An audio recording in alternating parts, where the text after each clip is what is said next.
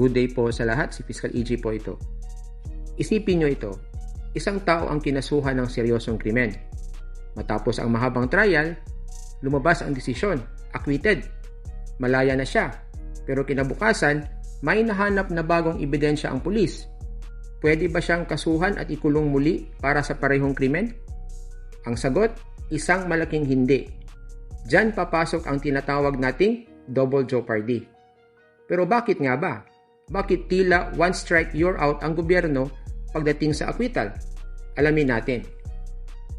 Sa ilalim ng ating konstitusyon, walang tao ang dapat malagay sa panganib ng pagpaparusa ng 2 beses para sa iisang kasalanan.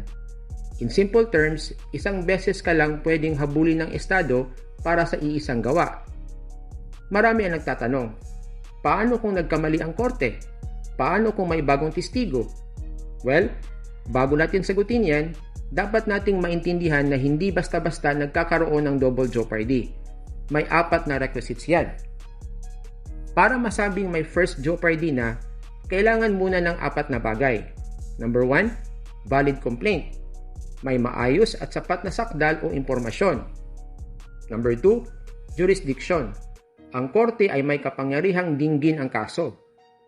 Number 3, arraignment and plea. Nabasa na sa akusado ang sakdal at nakapag-plead na siya. Karaniwan ay not guilty. At number 4, termination.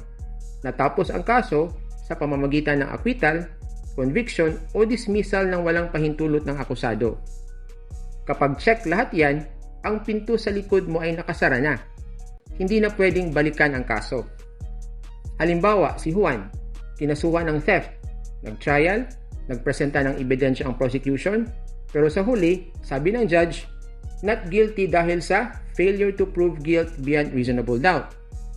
Kahit pa kinabukasan ay may lumabas na 4K high-definition video na nagnakaw nga si Juan, hindi na siya pwedeng kasuhan muli for the same crime of theft.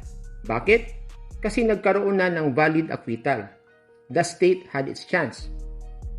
Question Fiscal, bakit parang unfair sa biktima o sa gobyerno? Hindi ba dapat maituwid ang mali? Look at it this way. Ang gobyerno ay dambuhala. Mayroon silang pulis, NBI, prosecutors at budget. Ang isang ordinaryong mamamayan, madalas sarili lang niya ang sandigan niya.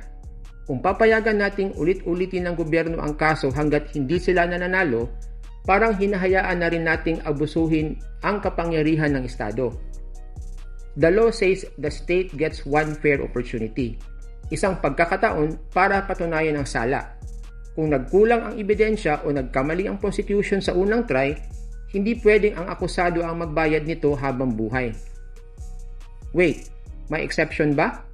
Meron. Kung ang acquittal ay nakuha sa pamamagitan ng grave abuse of discretion, ibig sabihin parang walang nangyaring trial o binayaran ang judge, pwedeng ma-void ang acquittal via a petition for certiorari. Pero sa normal na sitwasyon, final and unappealable na ang acquittal. Ang double jeopardy po ay hindi get out of jail free card para sa mga kriminal. Ito ay isang shield laban sa pang-aapi ng gobyerno.